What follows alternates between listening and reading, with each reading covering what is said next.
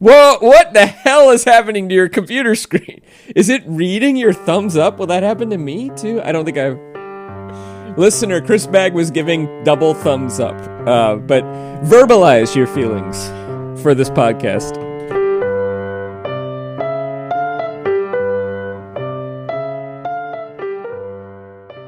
But that was enough for the Iron Eagle. Yeah. In true. Iron Eagle. Great pair? There were two movies. There might have been a third Iron Eagle. Was there an Iron Eagle 2? There's definitely two. There's definitely, wow. I believe so. I was so excited to see that when it came out. And it's not very good. It's the combat in it is nowhere near as good as Top Gun. Correct. Yeah. Yes. Yeah. 1988 was Iron Eagle 2. Was there an Iron Eagle 3? There was 1992. Something called Iron Eagle on the Attack. Oh gosh, 14 with Lou Gossett Jr. So it's like, oh yeah, definitely 14% on Rotten Tomatoes. You have to you have to work pretty hard to get down that low on Rotten Tomatoes. That essentially means that there's like 2 people who enjoyed Iron Eagle 3. Well, Hollywood loves sequels. It's true. Is there a 4? Oh my God. Yeah, there is. Iron Eagle on the Attack. You're right. Yeah.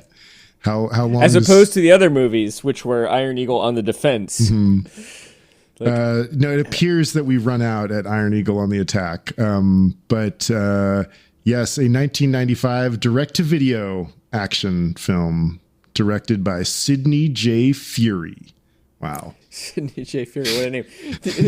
I'm just imagining, like, to transition to the topic at hand, like, The City and the City 2. Or like, what were they? The City and the City and the City? Would that be? Well, which is kind of like, there is a moment in the book when I was like, is it 4 cities? Because I was like, we've got Bej, we've got Ulcoma. Like, there's this moment when you start thinking that there really is a like conflict between Breach and Orsini. Yeah. So you got 4 cities. Oh no, what? And then unfortunately it ends up that this is just it's just like corporate skullduggery is like the reveal is that the end of it is like, nope. It was capitalism all along. Capitalism. That's the title. Oh my God. That is 100% the title. It was capitalism all along. I just to note, often in the podcast you're wrong about that is a joke in that particular podcast. Often the hosts reach a point where they say it was capitalism all along. Well, so this is part 2 of The City and the City, and it begins when Borlu, who's now operating in Olcoma with his counterpoint Qasim Dot, gets a tip that the same unionist who contacted him the first time, he gets another tip who is now scared. This person is getting the hell out of town, but he claims that Geary was killed because she, quote, found Orsini, the third city. And he seems to really believe it. And then pretty shortly after that, Borlu trails the security guard at the archaeological dig and finds the other missing student, fortunately alive and well, Yolanda Rodriguez. He then recruits, she's terrified. She also thinks that Geary had found Orsini, and Borlu and Dot are starting to sort of maybe think that too, although they both are sort of like, that's ridiculous. But then at one point, they're sort of both like, but it's the only thing that really makes sense at this point, because clearly there is some antagonistic force out there that is secretive. That seems to be able to operate in both Olcoma and Bezel. So Borlu recruits Dot to help him spirit Rodriguez out of Olcoma and into Bezel, but because Borlu thinks that in Bezel he can help her with his contacts, like escape both cities and get back to, I think, Canada or United States. So Dot is annoyed and agrees to help, and they start smuggling her out of the city, and I'll let you take over. Yeah, in like a real moment of deciding not to engage plot armor, Poor Yolanda Rodriguez is just shot and killed during this extraction. A sniper shows up and sort of very cleverly assassinates her kind of through Copula Hall. And so the shooter is safe because he is in Bezel, and at the moment they're still in Olcoma. But because the like crime itself happens in Copula Hall, it's kind of this like extraterritorial space, and he's going to get away. And Borlu, sort of in a fit of like really wanting to get his man and to get justice for Mahalia Giri and now Yolanda Rodriguez, chases the sniper and shoots him dead from Olcoma into Bezel, thereby breaching, and he is kidnapped. He is taken by breach. And we move into the third part of the book, which, as you pointed out last time, is simply called Breach. The first two parts, there was Bezel, Olcoma, and now we have Breach.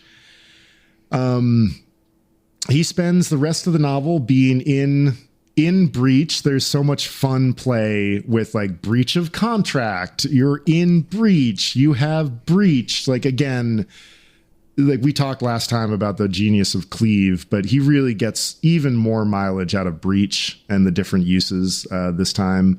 And Borlu manages to convince his third sidekick, a breach, an avatar of Breach named Ashel, that even though Borlu has breached and has committed a crime, he is onto something, and he begins to realize that Breach is also worried about this other force, whatever it might be, whether it's Orsini or something else.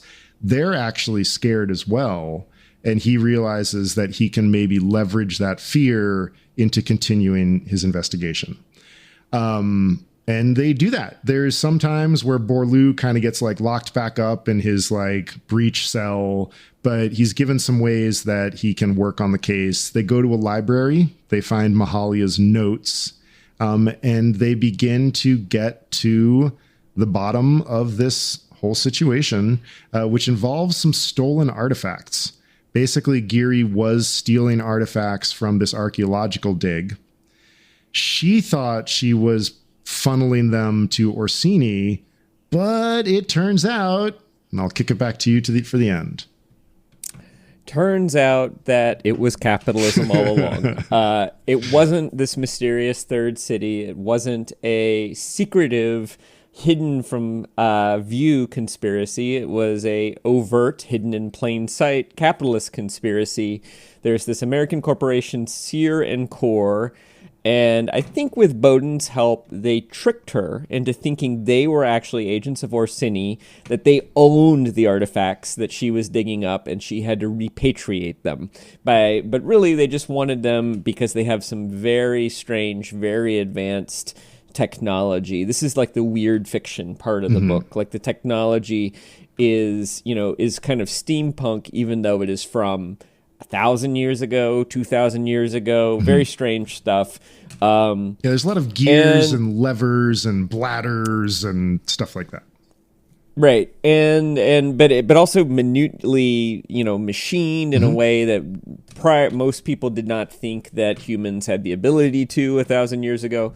So then we also learned that the ultra-nationalists in Bezel were involved as muscle for Sear and Core in some way. They think they're stealing the artifacts for Bezel, and that's how they're sort of roped in. So Borlu and a breach avatar named Ashil confront Sear and Core. I forget the name of the person who they confront there. Burrich, I think.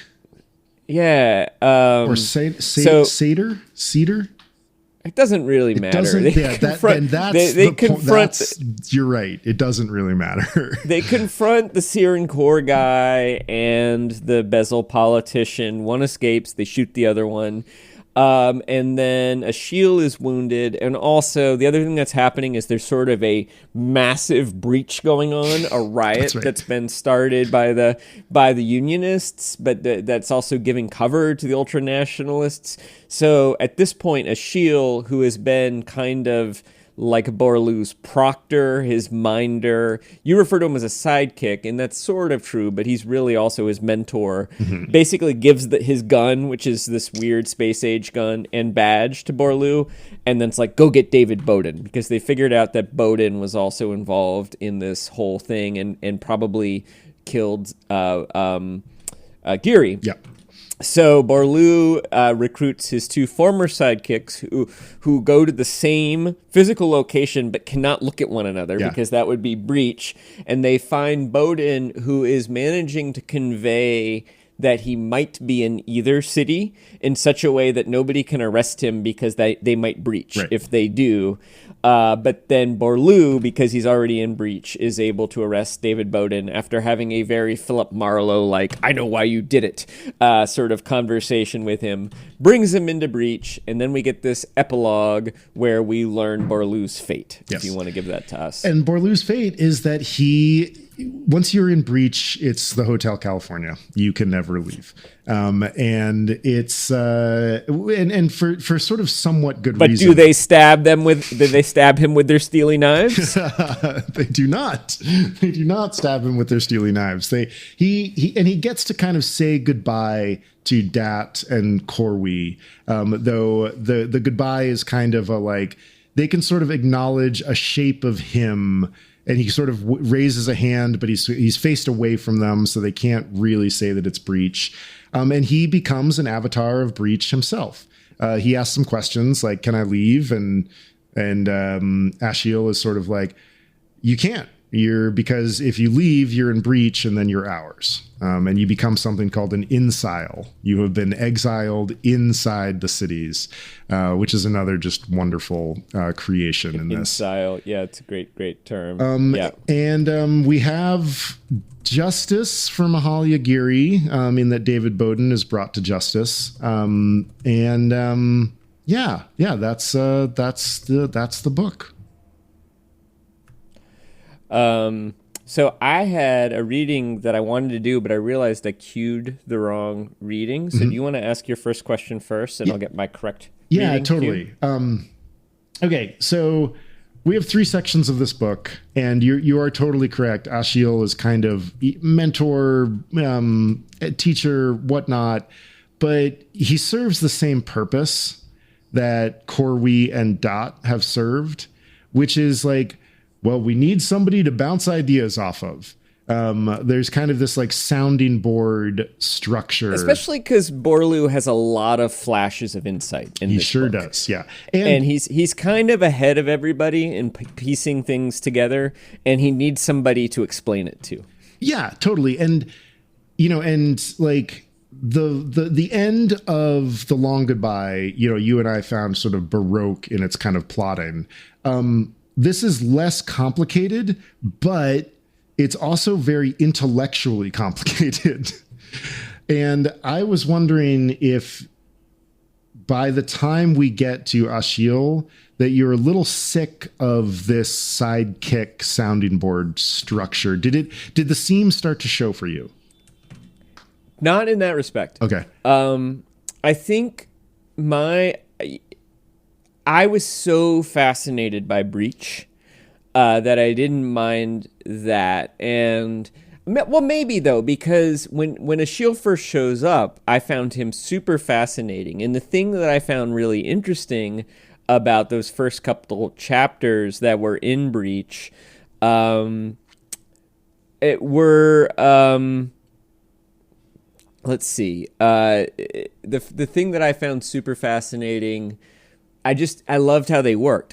Just the logistics of how they operated. They used, it was kind of like what people were saying about Orsini. They used buildings where nobody knew, the people in Bejel thought they were Olcoma, and the people in Olcoma thought they were Bejel. And we get a couple moments where breach is described in how they basically are invisible.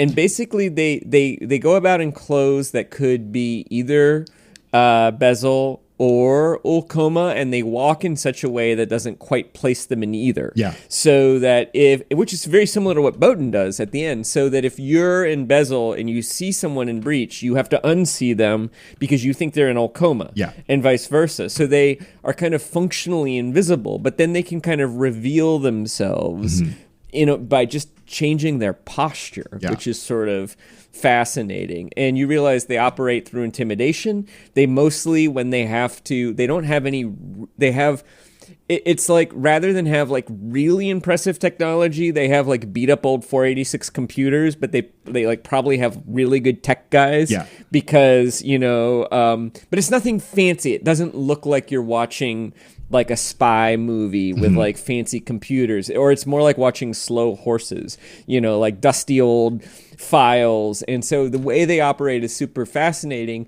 But then, I guess to your point, I wasn't so much annoyed about the sidekickness of Ashiel.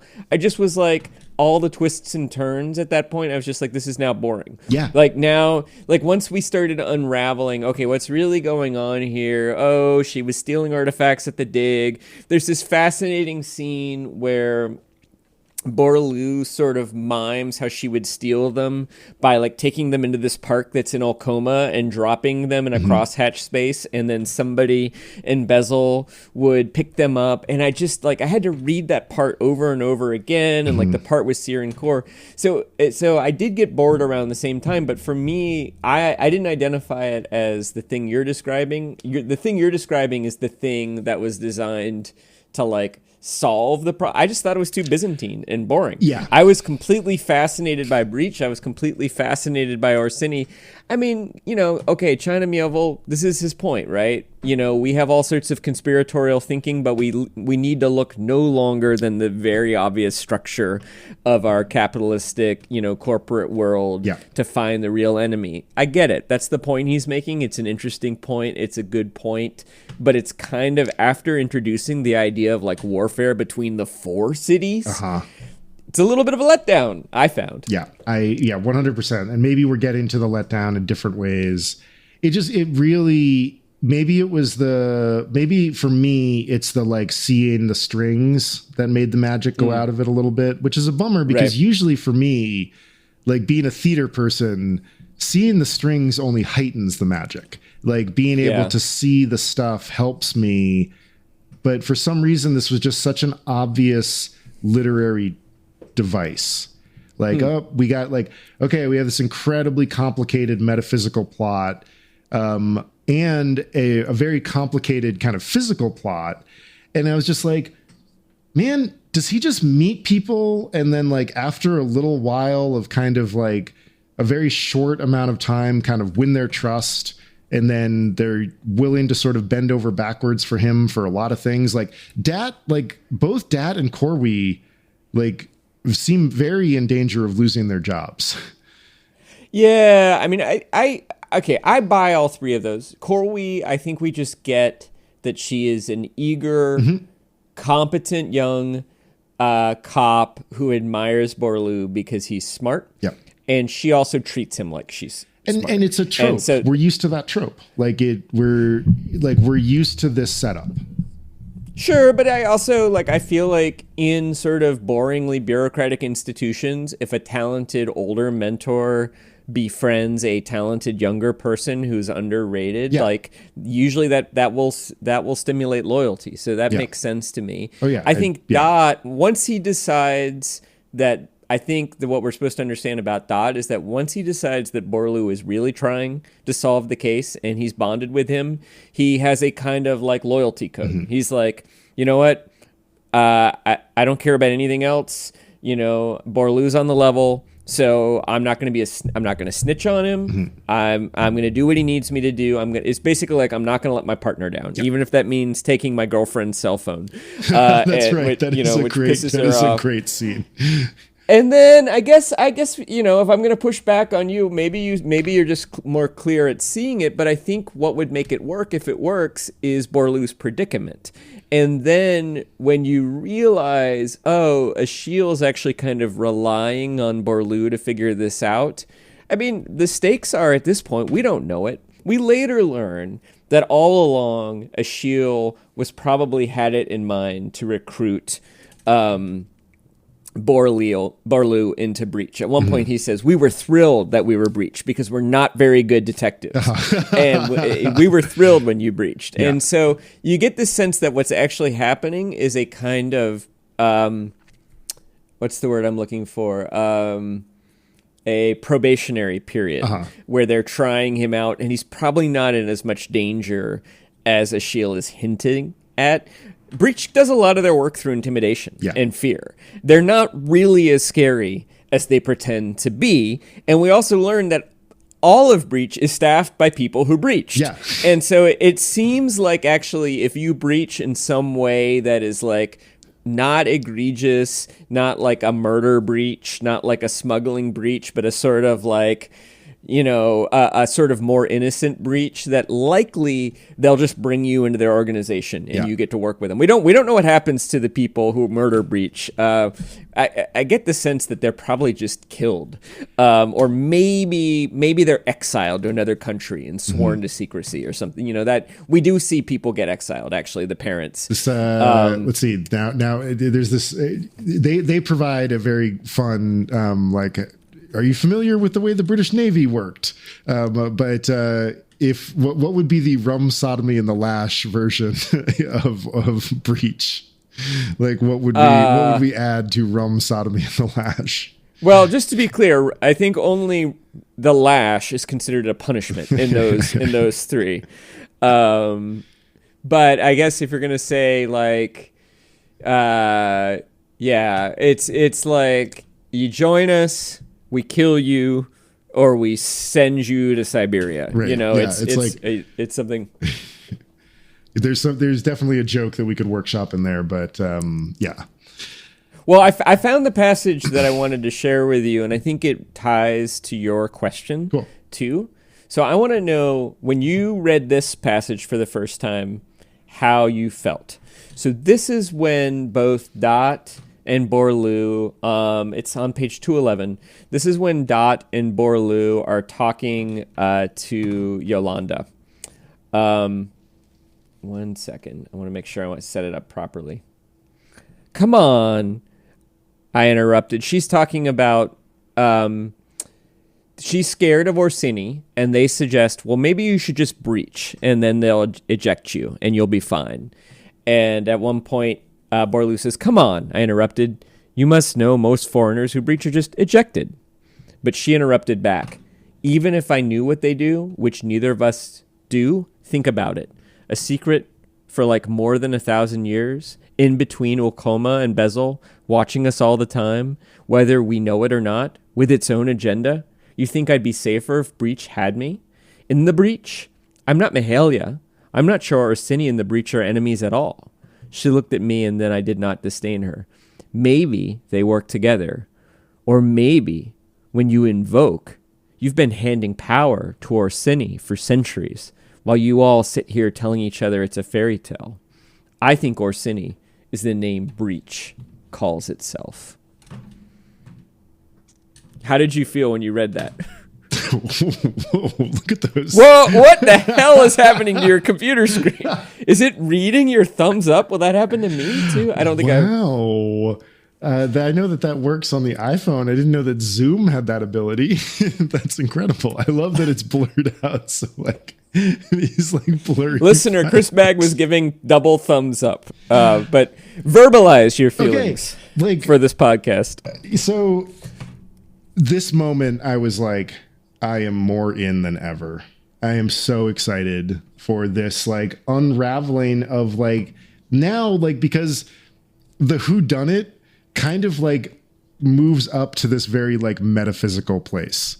Like this was this moment where I was like, I'm reading a crime novel that is also a John Keats poem.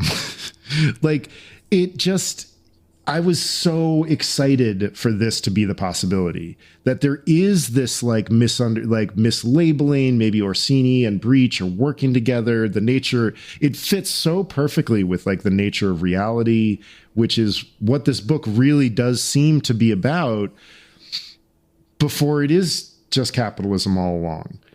And like I loved this passage, and I felt that same sort of like gathering dread of like, oh fuck, like what is this? So what if this wasn't a red herring? What if what Yolanda is proposing here was in fact the secretive breach? Which book is better, the actual book or the hypothetical this is not a red herring book? Well, now, I mean, like, you know what would be great if it would happen right now is that if you like pulled up a like copy of like a different The City in the City and you were like, well, Chris, the experience that people get when you read The City in the City the first time is that you are let in on the joke. And then you have to manipulate somebody else into reading The City in the City. They get a little disappointed by the "it was capitalism all the time" thing. Or what if I were to say, reveal to them?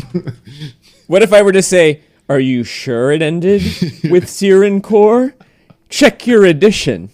It may have changed. And then you looked at the book and it was a different book and it had changed since the first time you read it. Yeah. Yeah. Like I was so under the spell of this setup that like really you could have sold me that was like that we were going to head in some very outlandish non-fiction, non-plot, non-book, post-narrative thing that I was like, oh, hell yes. Like, I was like, that's what I want. I wanted to go deeper into the conflict and the idea of what is Breach and what is Orsini. And I was really, and I think this kind of goes to my next question, you know, which is essentially like the realities of plot, like the necessary realities of plot when run up against just the magnificence of this idea. Like, is there a certain point where like a book is not the correct medium for this idea? Oh, no, I think what's going on here is that China Miéville is actually saying to us, you want this to be a metaphysical novel, and it actually isn't. Are you saying it's intentional? I am. I yes. I think I am, you know, among the upper middle brows, I am the skeptic of it's intentional. Sometimes I am often the one who's like, nah, I think they just got up and wrote something that day and they stuck with it. Yeah. But I think China Miéville wanted both of us to feel exactly what you just described at that moment. And then I think he wanted to pull that rug out from under us. Ouch. I think that's 100% intentional. And I think he wanted to pull that rug, and then he wanted the back of our metaphorical reader heads to slam into the concrete floor that is capitalism as China Miéville sees it. Yeah. I think that's what he wanted, and I can't disrespect that. A, because it's kind of a cool move. It's kind of a D move, but it's also kind of a cool move. And it's his book, man. And like, what do I have if not respect for the writer's vision? But I will say that I did not enjoy the book so much as I did at that moment. Mm-hmm. And then the second moment is the very earliest, that chapter when Borlu breaches, I thought was wonderful. Mm-hmm. And then the first chapter in Breach, I thought was wonderful. When we're just like, or the first couple, when you're recognizing how a breach works. And then I just felt like it went into a slow decline. So, you know, because he wanted to do that movement, but then he had to tie up all the plot threads. Yep. And so then you have to have Borlu and his shield go around to the archaeological dig, and they have to go, and then the riot has to happen, and they have to go up on the roof, and all of that. I found it wasn't like anything. Well, you've identified something wrong with the writing, which is that you felt like the exposition became tropey in the use of the device. I didn't find anything in particular wrong at the sentence level. I just was like, this just feels like reading the end of Red Harvest to me. You know, you just but I don't know what to make of it, because I think that is exactly what China Miéville intended. I think that's what he intended. I really thought we were in the end of Lethal Weapon. When he is on top of the building, when we're having the showdown with the Begel crook and the man from Sear and Coke. And the man from Sear and Coke is just going on and on about like diplomatic immunity. Yeah, absolutely. And I was like, oh my God. So you're actually referring to Lethal Weapon 3, I should say. I wasn't sure. I was like, was that 2 or is that the one with the toilet bomb? I couldn't quite remember. But gosh, that's really, that one is Lethal Weapon 3. Man. I think so. Maybe it's Lethal Weapon 2. Maybe it's 2 because 2 did have the other German neo-Nazi types. I actually think it is 2 because I actually think 3 was an improvement because that's the one where you get Rene Russo. And like it kind of picks up a little bit, I think, with her. You get more underwater shoulder dislocations. Just the one, I think. Yeah, which is basically a narrative masterstroke. Well, in all of those movies, there's always a moment early on where one of them does something pretty incredible in a training scene, and then the first version of that is Murtaugh shooting the guy right between the eyes in the range, and then when the truck's bearing down on him in the alley, making the same shot, and you're like, yeah, we know he could do it. We saw him do it in the range. Yeah. The other moment like that was the armor-piercing rounds shooting through the. Those movies are masterful plotting movies, even though they are ridiculous, unrealistic stories. Also, like, Mel is a crazy person, but he'll never let you down. Like, Wild Eye. In terms of Wild Eye intensity, like Mel Gibson, nobody does wild-eyed intensity like Mel Gibson. He's a great actor of individual moments. Like, he does like momentary... the word is escaping me at the moment, but like if you need someone to do a thing in a moment, he is your man. Yep. And I would say he's had a handful of good character study movies too. But that's more hit and miss. But anyway, we're not here to talk about Mel Gibson. Aren't we? Although, actually, that reminds me of a question, which is, who would you cast as the Theodore Borlu, Quasim Dot, and Corway? Gosh, is it too much? Am I too much in the same world to just kind of be like Ed Norton is like a perfect Borlu because of Motherless Brooklyn? Like he does that like he does that kind of like off the cuff noir detective pretty well. Like that's my first impulse, but I'm sure there's other. Liam Neeson wafted through my brain and was then instantly rejected. Too tall, too masculine. I kind of want it to be Humphrey Bogart. I was thinking Clive Owen. Oh, he'd be great. Yeah. Clive Owen as Borlu, but Clive Owen could also be Dot. But then I think Dot should be more of a bruiser. Like Dot could be like Jason Statham. Or Jet from Cowboy Bebop. I mean, we're getting weird. That's now, not an actor. Sure, what? Get out of here. It's true. Doesn't Jet like dress up as a waiter one time? I'm sure. Yeah. But what I want, Lori Petty as like 90s Lori Petty as Corwin. Yeah, this would be great. What I want for Borlu is like, I mean, like the reason I say Sam Spade and Humphrey Bogart is like because he fits really nicely in that canon of like very effective rule breakers. Yeah. In that kind of like slightly down at the heel, like you really do get the sense that Borlu kind of wanders around Begel in like an Eastern European trench coat and fedora. Like that's what it feels like to me. Yep.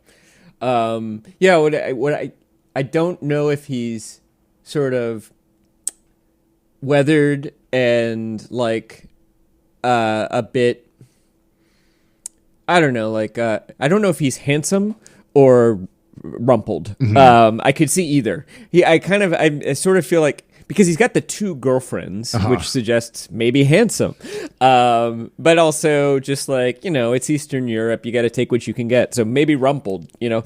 I'm not 100% sure, but he's not Matt Damon. We'll say that. No, he's not Matt Damon. No, Matt Damon now could maybe do it though, like the now Matt Damon. He's certainly not 20 years ago Matt Damon. I do think the Bourne movies do have a kinship here. Like, no, not the. I mean, the thing with the Bourne movies is that like the spy tech is never really that over the top.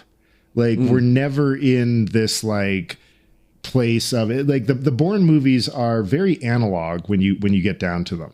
You know, it's a pretty desperate world, and I felt and especially the way that, you know, the fights are choreographed in at least the ones that Greenglass directed.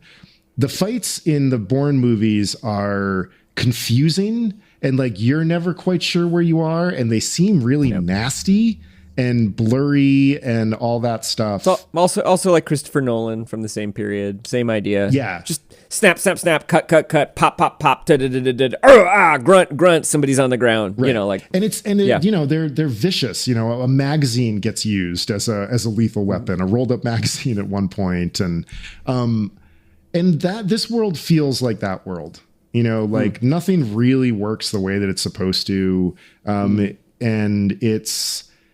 it's a world of like, you're never sure what's going to happen next because like the metaphysics are really at play. Which, you know, like regardless of my feelings of like, gosh, he just keeps returning to a sounding board to get his plot out. And I really wish that it was capitalism all along, though I really do agree with you that I think with a writer of clearly this talent and this brain power that he is pulling the rug out from under us. I think you're right. That's a great point. I still really love this. Like I am like, holy crap. I like this world. I like this idea. I just wish I had a little more. I had to read page 225 to 275, like 4 or 5 times. I still can't quite make out what the relationship between Siren Core and the ultra-nationalist was. It was something like muscle, but that was confusing. And I still don't quite understand the significance of the filing cabinets. And I also read those things.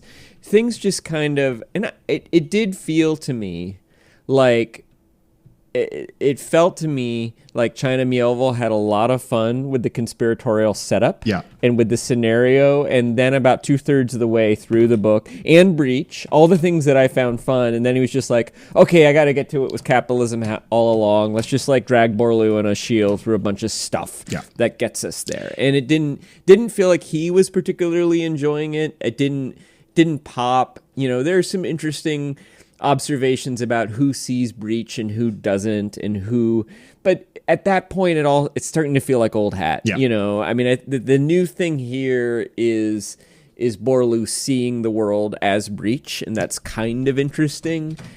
That was really the only thing I found interesting in the second half. And I don't know. It's a dilemma to me because, as I said earlier, I think China Miéville has the right to pull the rug out from under us. What's the point of being a writer if you can't build a beautiful world and then impose your worldview on the readers through how you manipulate the world? Like that's the whole game, right? But you still. Oh, go ahead. Well, and also just like what you just said makes me think of like very in keeping with the nature of the novel.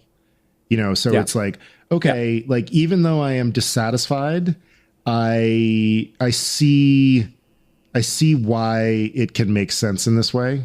That like, and especially when we get some of those passages from Sear or Coke, whoever the bad guy is that's talking, when he talks about like how ridiculous the rest of the world thinks that Olcoma and Bejel are.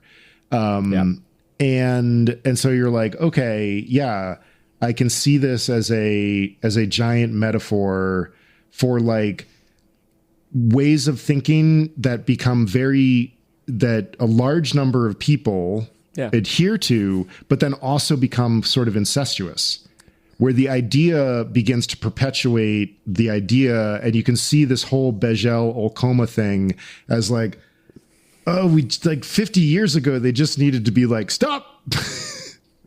Well, and also that a reality that can exist in one context can be completely absurd and irrelevant in another context. Yeah.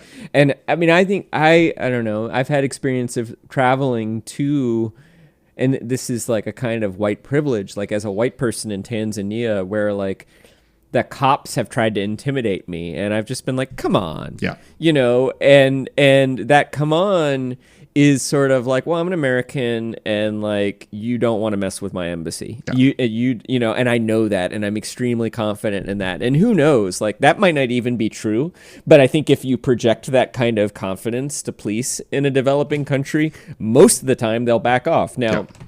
I have not lived to see the, you know, the 1 time in 10 it doesn't work, but like my Tanzanian friends are like, oh my god, this is terrifying, you know, like you're standing up to the people who could like throw us into jail, you know. And I'm just like, whatever, they're not going to throw me into a Tanzanian jail. Like my State Department would like not only like come and get me, but whoever did that would be like fired and fed to dogs, you know, if that happened. I mean, that's sort of my closest version of it. And it is a kind of arrogant white privilege thing, you know, that I internalized in those moments. I think sometimes if you're traveling, that can be a useful survival tactic, is to throw off that kind of arrogance. But I do think there are equivalents to it. And there are equivalents to like, oh, this hierarchy that exists in this particular place like means nothing to us over here. Or think about academia, right? You know, and like how important, you know, I mean, tenure is important because that's your ability to make your living, but how important like publication in a journal is, or which committee you went on, or and outside of academia, all of that stuff means nothing. It's sort of laughable. Yeah.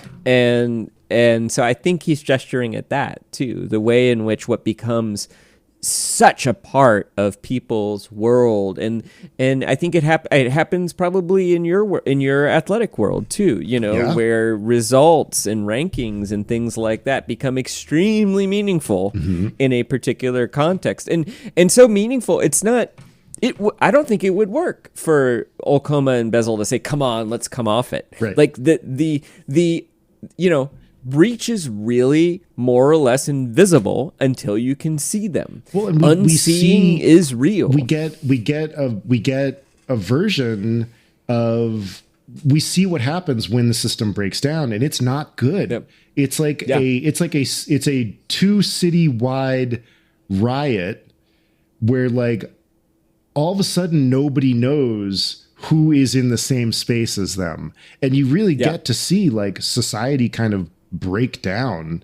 No, those rules are they provide structure for these people. Yeah, totally. And I mean, I think, you know, the echo chambers of like our political moment are another really like you get so tied in to the belief structures of your particular tribe that, you know, everything else seems literally unseeable or unapprehendable, or like I'm not even going to talk to those people, and that's a problem.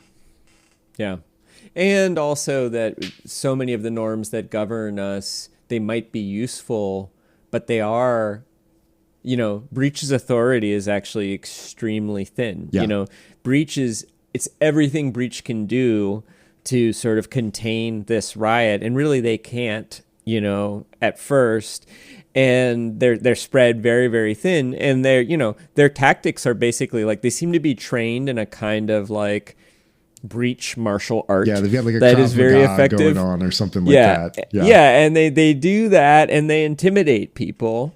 You know, and I mean, and you know, Shield, we see him intimidating people, and it's very effective. You know, he faces down those soldiers, and they're pointing their guns at him, and he's telling them to stand down, and like, the soldiers could easily shoot him and nothing would happen to them. You know, they would get away with it. But because they're Begel, they have been trained, you know, not to mess with breach. And it's very, very difficult for them in that moment. And I think, you know, China Miéville is also commenting on the fragility of the structures that govern us too. And, you know, one wonders I don't know. I don't think he's making a master argument here.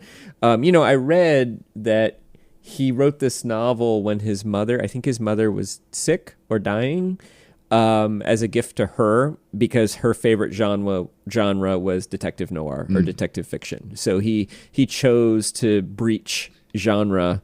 And so I think that's part of it, is that he's playing with the conventions a little bit, and he's doing it in a kind of weird way. Yeah. And, and I'm just like, I'm so happy to have read this. I'm so happy to have experienced this, because I really do think, like, books this inventive are rare. Yeah. I completely agree. And like, I do feel like there is a little bit of a letdown in the second half.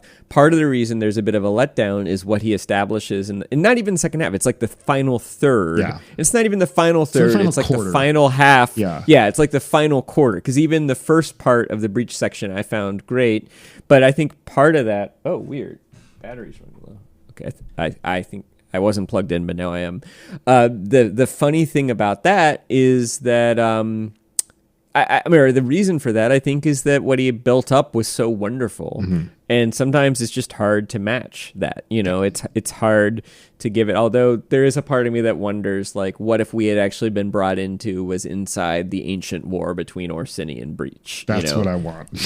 Like that is what I want. So, are you on record? Do you really think that would be the better book than what we got? Yes, I do. Reading the final, let's see, what is 1/2 of 1/3? 1/6 of the book. In some ways it made me really appreciate Neil Stephenson's narrative control. I don't need to read Cryptonomicon again for probably another 10 years or so. As frustrated as you and I were with the like, oh my God, we're really going to spend another 70 pages on X? Like, you never lose the thread of Cryptonomicon. And that's because Stephenson is very precise. Even as he's knocking chess pieces down, he is tipping them over. We're always getting one step closer to the gold. Yeah. Right. Yeah, exactly. And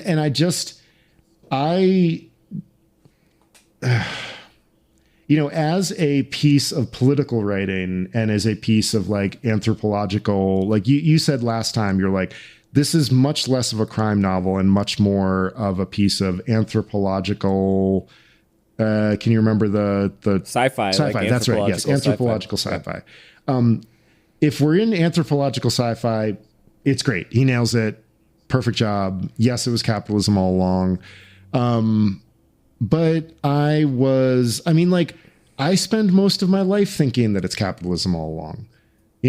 Like that's sort of like my thing. And I was like, oh, he's better than, and again, like I agree with you that yes, it is his book, and moving around your reader's emotions in ways that they maybe don't enjoy is a very powerful and respectable authorial thing. But like, I felt like we were on this trajectory of just amazing imagination. And for me, the trajectory just kind of leveled off. And I was like, oh, it's just a police procedural. Like, darn it.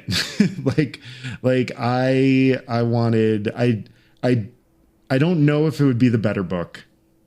I would have enjoyed that book more. You would have enjoyed that book more. All right. I have one more question for you, and I'm going to set it up with a reading. Cool. So this is the very last 2 paragraphs of the novel. That is the end of the case of Orsini and the archaeologists, and the last case of Inspector Theodore Borlu of the Bezzel Extreme Crime Squad. Inspector Theodore Borlu is gone. I sign off Ty, avatar of Breach, following my mentor, on my probation, out of Bezzel, and out of Olcoma. We are all philosophers here. We're all philosophers here where I am, and we debate, among many other things, the question of where it is that we live. On that issue, I am a liberal. I live in the interstice, yes, but I live in both the city and the city. First of all, I liked it. Good ending. You're giving us the double thumbs up. Second of all, noir usually ends with a ambivalent ending for the protagonist. Yep. Is this a happy ending for Borlu or a sad ending for Borlu, or a tragic ending? I think it is ambivalent. I think it is bittersweet. Like he is the thing that we have seen out of Borlu is that he is a really good detective. Yes. And we know that Breach doesn't have a lot of detectives. And so we mourn in this paragraph, Inspector Theodore Borlu is gone. Like that phase is past. And oh my gosh, just these final sentences. We are all philosophers here where I am, and we debate among many other things the question of where it is that we live. You could end a lot of books with that sentence. Mm-hmm. And it's a very simple sentence. And I love that he gives us this final puzzle of what it means to be a liberal in this particular setting. I think it means that liberals recognize that there are two cities, and perhaps conservatives believe something else. But that there is this mixing of Breach and Bejel and Okoma. And I think that's what he is saying about being liberal in his belief systems here. I think it's a great final paragraph. I think it opens back up into the wild possibilities of most of the book. I agree. And I also think it ends as a piece of noir should, too, with an ambivalent end for the detective. And I interpret liberal not in today's liberal and conservative sense, but in the classical sense of the world, meaning expansive, right, generous of thought, and conservative in the traditional sense of the world, as in narrow in thought. And status quo. And status quo, and subscribing to precise definitions. And what he's saying is it's possible to be both in Breach and in Okoma and in Bejel all at the same time. And, that's his point of view. And so in that sense, Inspector Theodore Borlu is not gone. He is still with us. He carries his past. He can still, see Corwy at the bench, and she sort of waves goodbye to him, and he has a kind of goodbye with Dot. And even though they have to pretend like they don't see him, they do see him. Yeah. And he is still sort of in their life, as it were. I think it's a nice ending. And I actually will say, if it's one of those things where, I hate to be put into a box, and if you forced me to say whether this is anthropological science fiction or noir, I guess I'd have to go with anthropological science fiction. But like Borlu, I would rather be a liberal and say it is both anthropological science fiction and noir. Yeah. And it does a really good job being both things. Yeah, I think this is a wildly successful novel that I just wish a different choice had been made in the final 65 pages of the book. And that's great. Way to go. Yeah. You're allowed to wish that. I mean, I'm also wondering, if he could have his way, but it did. I wonder if he could have done that in a way that felt also fascinating. Mm-hmm. It did almost sort of feel like he was just okay, now I got to wrap things up. So let's just go do it. And maybe he could have relished those subplots, the Siren Core more, or something like that. Yeah, it really says something that I felt like I was.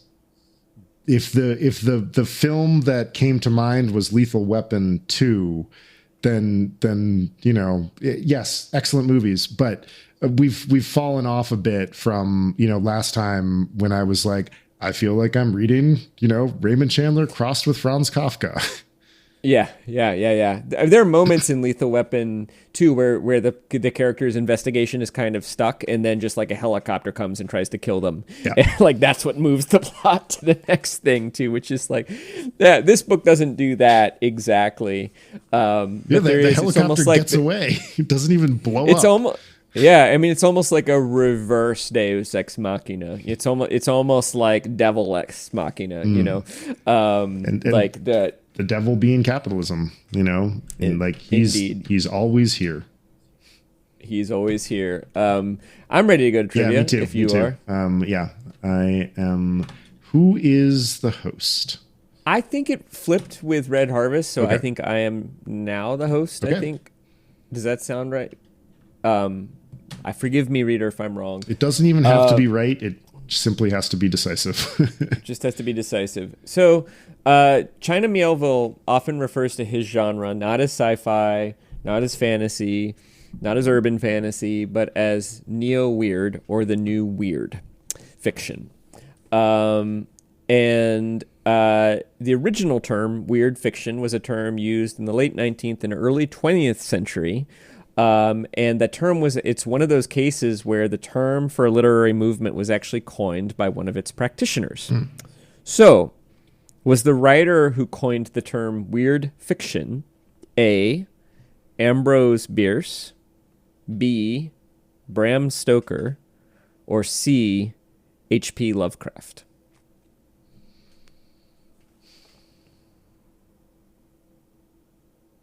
H.P. Lovecraft. Correct. Yes. Who's the first one? Ambrose Bierce. Yeah, I don't know that name. Oh, really? I'm surprised. He wrote An Encounter at Owl Creek Bridge. He was kind of a surrealist writer, contemporary of Poe's. Cool. Yeah, I mean, he could have coined the term, and he was considered a practitioner of it or a forerunner of it. Like less like monsters, more sort of like character. I mean, that story, Encounter at Owl Creek Bridge, is the inspiration for Brazil. Wow. Cool. In which a character is about to die and then hallucinates his rescue in like the moment that. Well, I don't want to give too much away. Sounds great. But yeah. So he was experimenting with like time's passage, dreams, hallucination, all in like the 1860s, 1870s, 1880s. Yeah, I'm surprised you don't know. Yeah. I'm going to read a great quote from H.P. Lovecraft. Please do. Yeah. The true weird tale has something more than secret murder, bloody bones, or a sheeted form clanking chains according to rule. A certain atmosphere of breathless and unexplainable dread of outer unknown forces must be present, and there must be a hint, expressed with a seriousness and portentousness becoming its subject, of that most terrible conception of the human brain, a malign and particular suspension or defeat of those fixed laws of nature, which are our only safeguard against the assaults of chaos and the demons of unplumbed space. Yeah, we're back in the sublime, you know? We are, yeah. Yeah. Well, and we're going to read Dracula in a few months, and that perfectly describes Dracula. Yeah. Oh gosh, if only H.P. Lovecraft weren't so weren't such a dickhead. But I read a lot of people there were a number of people who praised this essay while saying they don't like reading Lovecraft. And I would include myself excellent in writer. that. I mean, like those turns of phrase that you just read are great. Yeah. Yeah. I'm not and I haven't read much of him, but everything, it just feels like it's like tentacles and dark closets and horrific moods and that kind of thing. Like Poe on acid, basically. Okay. Which may literally be true. Well, no, it's not literally true. It may be somewhat true. That'd be great. I would be so happy if that were the case. But if H.P. Lovecraft were just Edgar Allan Poe on acid with like this like fantastic PR not actually a very bad PR campaign, but if instead of Dr. Jekyll and Mr. Hyde, it's Dr. Poe and Mr. Lovecraft, that kind of thing. Yeah, like somehow, like maybe they had a formulation of acid that would also revive Poe from the grave. Yeah, totally. A new human. Okay, there are many, many examples in the world of cities split by borders, but none as inconvenient as the two cities in this book, Bejel and Alcoma. Which of the following European cities comes closest due to geography or socio-political stuff or whatnot? But Okay. so option A, Budapest, a portmanteau and physical conjoining of Buda and Pest, two ancient cities on either side of the Danube River. B, Barle-Hertog in Belgium and Barle-Nassau, which are two municipalities in the Netherlands where 22 Belgian enclaves exist, sometimes necessitating border dashes literally painted onto the street. So you know that you're in Barle-Hertog versus Barle-Nassau. Mm-hmm. Or Berlin, where vestiges of the old divide between East and West are still visible and, in some cases, still celebrated. Well, I think that A and C are both true, but not particularly inconvenient. I think that Buda and Pest are two ancient cities, but there's a river and there's a couple of bridges. I think that there are still some divides between East Berlin and West Berlin, but the wall was the biggest one, and that one's down. So I don't think it's that difficult. And yes, there are still some memorials, but I don't think they're inconvenient. And I'm somewhat familiar between the border of Belgium and the Netherlands, and I sort of remember a detail like that occurring in a Neil Stevenson novel describing that area too. And so I can't rename the names of the two cities that I assume are like on opposite sides of a river or something like that have almost but not quite the same name. But that sounds right to me, so I'm going with B. You are correct. And they are not even on the sides of a river. They do literally share the same space. The map is bananas. Wow. It is like, there's like the Netherlands, there's the Hertog, there's the Barle-Nassau, which is sort of the bigger municipality. And then Barle-Hertog looks like a bunch of city squares that are just scattered throughout the other city. But I suspect it's okay to pass between them without a passport. Yeah. Right. But there are it looks like the Asterix and Obelix books where, like the border between France and Germany is just this painted white line that like a Roman centurion is Gaul was divided into three regions, actually 4. Right. Yeah, exactly. No, that makes a lot of sense. And, my family is Luxembourgish, and when visiting them, we would sometimes just pop out to Belgium to go to the grocery store, and people think nothing of it. There's no checkpoints in Benelux. You just drive or take a bus or whatever between those countries. I just texted you the article. The picture in the front is a series of those, a borderline that appears to bisect somebody's front door. That's hilarious. My phones are charging around the corner, so I'll look at you can enjoy that later. So next up. Whoa, Chris Bagg. Oh, nope. Yeah. Chris Bagg, are you going to read this? Are you going to read this book again? Absolutely. Yeah. Oh hell yeah. Yeah. Oh hell yeah. This is gonna I would love to. Just I really do want to take another crack again at pages 225 to 275. But I also just want to wander around Bajel again. I really liked Bajel. It had just this sort of down at the heel kind of thing, and I dug it. I'm more of an old coma man myself. I think I'll read it again too, even though I think for this taping I read it twice, and I had read it about 10 years ago. Because it's so intricate, and although my prediction for you is that section won't get any better, based as somebody who's now read that section 3 times and then had to go back and read sections of it a few more times, but who knows? But I just love. We talked about this last time, but the building of how you realize the premise and how the information about it is dribbled and drabbled out in the midst of what would be probably a pretty entertaining detective novel anyway. Maybe not amazing, but certainly something you wouldn't mind reading in an airplane, if you had a few hours to kill and it was sitting there next to you, you pick it up and read it and be like, oh, it's kind of interesting, this Eastern European city, without the premise of the city in the city. So I think I will too, although I might wait a decade or so. I'm just so pleased to have experienced it. Well, next up, we are going to read James S.A. Corey's first book of the Expanse series is what it's called now because of the TV show. I don't think it was called that always, but Leviathan Wakes is book 1.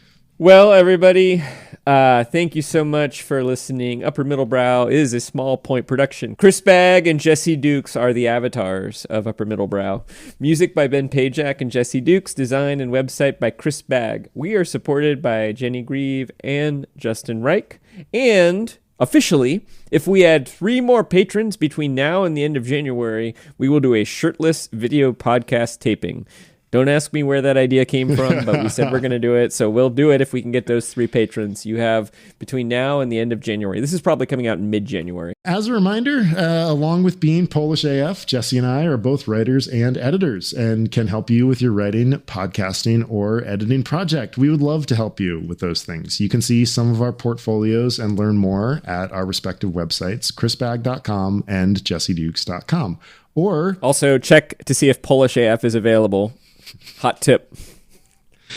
I'm restraining myself from doing that right now.